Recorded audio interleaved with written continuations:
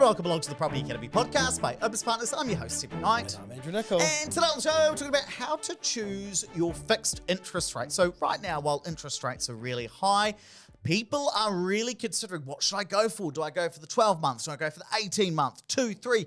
How long should I fix my interest rate for? And which one should I choose? And so we wanted to do a podcast about how you actually do it. Now, Andrew, what are we trying to do or achieve by choosing our fixed interest rate? So two things. We're firstly trying to get the lowest average interest rate over the next 5 years. Now, in hindsight, if we had that time machine... Oh, wait, I'll bring it in. Oh, no, that's the wrong sound effect. Come on. Oh, there we go. What year are we in Oh, we're now? back in 2021. Oh, my skin is so much more lifted. Anyway, we're back in 2021. The interest rates were really low. And the 5-year interest rate was absolutely the smartest thing to do. Now, we weren't recommending that, were we? Well, it was 2.99% back then. 2.99%, and we said, no, fix for a year. Now, looking back, that 2.99% interest rate was a pretty good interest rate. Now, what's important to note, though, was it wasn't the lowest rate. But when you think about, okay, over the next 5 years, if you'd locked in for 5 years back then, over that average, over the next half a decade, that would have actually delivered the lowest average interest rate over that time period. So it's not necessarily about choosing the lowest rate today. It's about what's going to give us the lowest average interest rate over the next couple of years. Yeah, which actually takes me to my next point. If we chose the lowest interest rate today, that would, again, be the 5-year, that would be the 5-year interest rate. But the 5-year interest rate probably isn't what you want to be fixing for today. Because what if interest rates come down over time? So step one is to try and get the lowest rate over multiple years. So generally, if you think that interest rates are going to go up over the next couple of years, you'll probably want to lock in for longer. You might go for a 3, 4, 5 year. If you think that interest rates are going to track down over the next couple of years and you've got a fixed rate renewal coming up, you'll tend to lock in for shorter because you're thinking, oh, I want to get the benefit of those lower interest rates when they come. And if you think that interest rates are going to stay the same for the next couple of years, well, what you probably do is lock in for whatever the lowest rate is.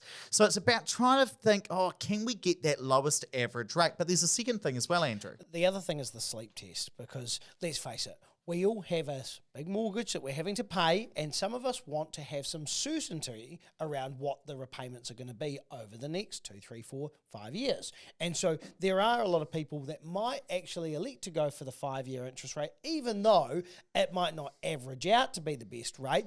It gives you the certainty and the guarantee of what your repayments are going to be over the next 5 years. What sort of people would tend to go for that? Who'd say, I'm not as worried about getting the lowest interest rate. I want certainty, so I'm going to lock in for longer. Often people with low debt, because if you've got low debt, it probably doesn't matter that much. And if you're paying your loan back at an aggressive speed, and also people who maybe are on pretty fixed incomes or lower incomes, maybe then you need certainty around what your contributions are going to be.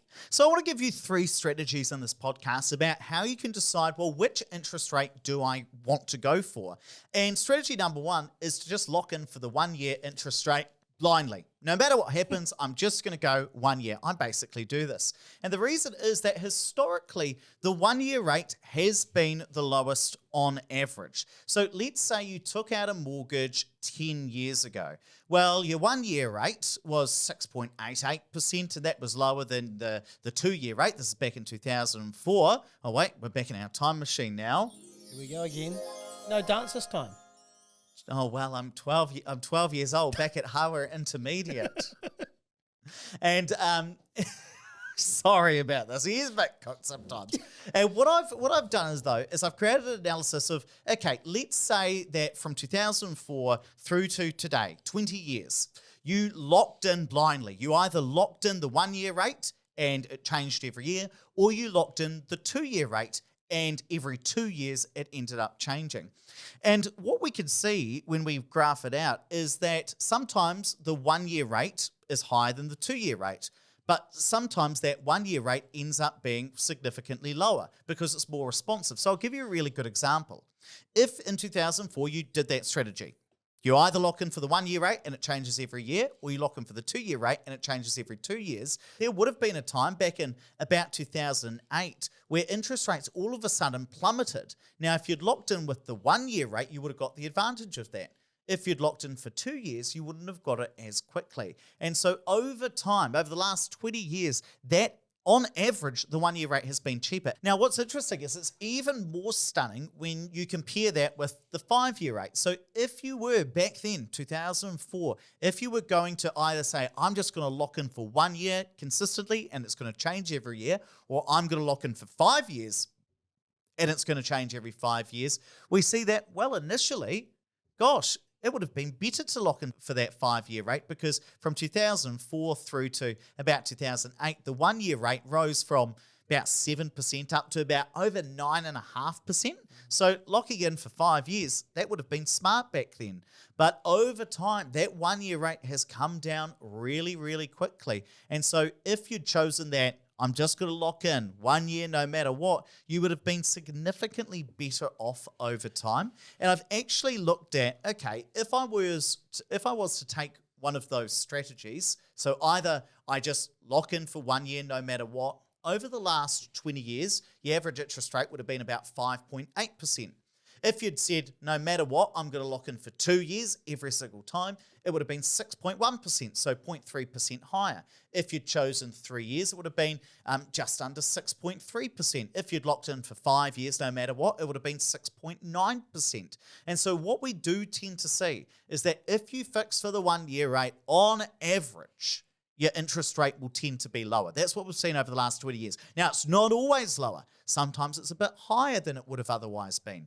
But generally, it tends to be lower on average. Now, if you were to do this over the last 20 years, you would have saved somewhere between $30,000 and $100,000. And if you had a $500,000 mortgage on principal and interest, if you just locked in for the 1 year rate, no matter what, you would have saved 30 grand compared to if you just locked in for the 2 year rate no matter what. You would have saved almost 40 grand compared to if you had locked in for the 3 year rate no matter what. And you would have saved $95,000 over the last 20 years if you'd just locked in for the 1 year rate no matter what compared to the 5 year rate no matter what. It's quite big when you think about it that way. Now, of course, those interest rates will change all the time, right? But it's all about, well, at what point do you lock it in?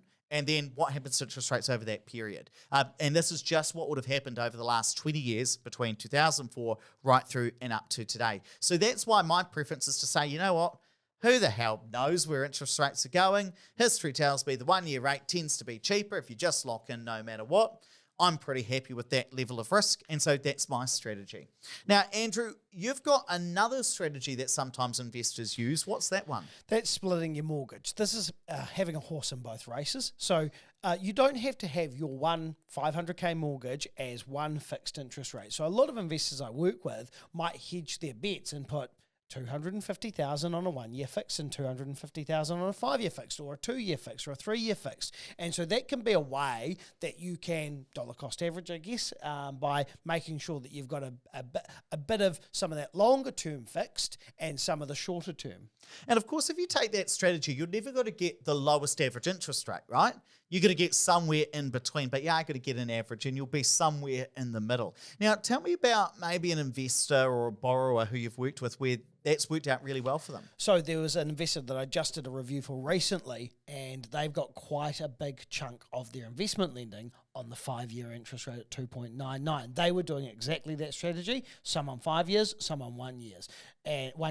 And as a result, they've ended up with some really good 5 year interest rates. And that's where you say, well, a lot of economists are saying interest rates are going to stay low, but maybe they won't. So let's lock in at what is a very good interest rate right now. And of course now, even though they've got 7% on some of their shorter term stuff, it kind of averages out to around that 5%. So it's still cheap. Yeah, I think that's pretty cool. Now, one other strategy you could use is to run the numbers properly. So what you could do is take a bit of a guess. For everybody on YouTube, you can see this, but for everybody on the podcast, yes, of course, I've made a spreadsheet. And what I've done is I've looked at today's current interest rates, the lowest ones on the market for the 1, 2, 3, 4, and 5 year rate. And of course, the reason why some people like myself lock in for 1 year right now is that we think that interest rates are going to come down over time. But of course, if we think interest rates are going to come down, the 1-year rate is currently 0.75% above the lowest 5-year rate. And in fact, that lowest 1-year rate comes from Kiwi Bank. Some other banks are charging, about 0.2%. Oh, I did that specifically for you rather than 0.2% because of our wee fight the other day. 0.2, 0.45% above that, some of them.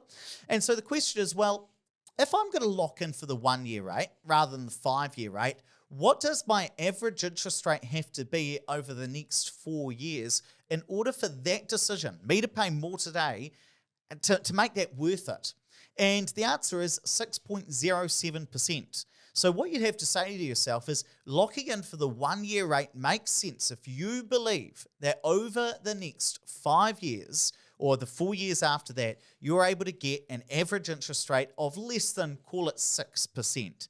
If you believe that's going to be true, then you should lock in for the 1-year rate, at least compared to the 5-year rate, if that's what you're choosing between. So would it be fair to say, well, given the Reserve Bank thinks that that's going to be true, it would be a pretty educated guess to go with that? I think that would be a fair assumption. I haven't seen the modelling you're referring to in terms of the Reserve Bank saying that the 1-year fixed interest rate will get there, but I think it's a fair comment. Now, if you're comparing the 2-year rate with the 5-year rate, and you say, okay, I'm going to lock in for 6.85, what would interest rates have to come down to in order to make that decision to be worth it, locking in for 2 years rather than the lowest rate today, which is the 5-year?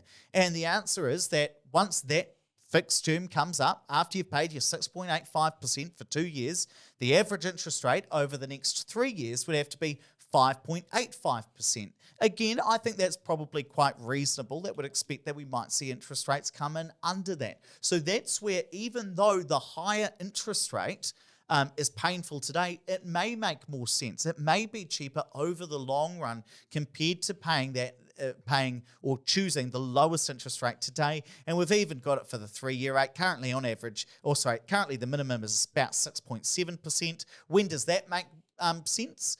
If in 2 years' time or in 3 years' time, we see interest rates drop under 6.6%. So that kind of gives you a sense of, well, what are my assumptions about interest rates? Where do I think they're going to go? And does that make sense? Do I actually want to go for a higher rate today rather than the lowest rate because I'm trying to get to the lowest average rate? It's quite a good spreadsheet.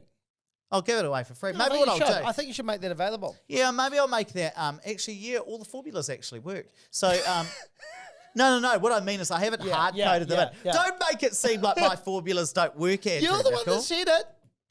What I could do is I'll give that to our mortgage advisor as well. I don't want to pretty it up. Oh, right. Maybe I'll give it away. Yeah, okay, fine. But the link's down in the description if you want it. If you ever wondered how we make decisions, that's how. So I'll link that spreadsheet down in the description for you guys on YouTube and also you guys on the podcast. I know that this it might seem a bit like number heavy and complicated, but it's really about saying, well, do I want to go for today's lowest interest rate or do I want to lock in for something else? And when you say, well, if it's lower than, in this case, 6.1%, if you believe that over the next 4 years, interest rates are going to come down to under 6.1% on average, then you should go for the 1-year rate today rather than the 5-year rate, if those are the two that you're weighing up. So it just gives you that way of saying, well, what do I think is going to happen? Just remembering, though, with the disclaimer that that's assuming that the 6.99% is affordable today, because, again, if your budget's really tight and you have to get the cheapest interest rate because your income's capped, then maybe 6.25 is still the right answer. That's absolutely the right call there. Now, Andrew, how do you specifically decide what to go for? I've been going 1-year fixed for a long, long time, as long as I can remember. Just lock it in and see what happens. Yeah, just forget about it. Yeah, and I do think your point is right about you've got to make sure that you can afford it, because for some people, they're going to say, bugger this, I'm going to go for 6.25%. I don't want to play any guessing games. That's the right decision for me. I can afford that over the next 5 years, and so that's what I'm going to go for. And that is a perfectly fine decision because that's what's going to work for you. And this is about giving you some strategies for saying, well, how am I going to go about making that decision? Right, let's wrap it up there, but please don't forget to rate, review, and subscribe to the show. Really does help us get the message out to more people. If you're listening to the audio version of this on your podcast, you might like to check out the YouTube. Just Google Opus Partners YouTube. It'll be the first thing that comes up. If you're on the YouTube, make sure you hit the subscribe button. It really helps us with that YouTube algorithm.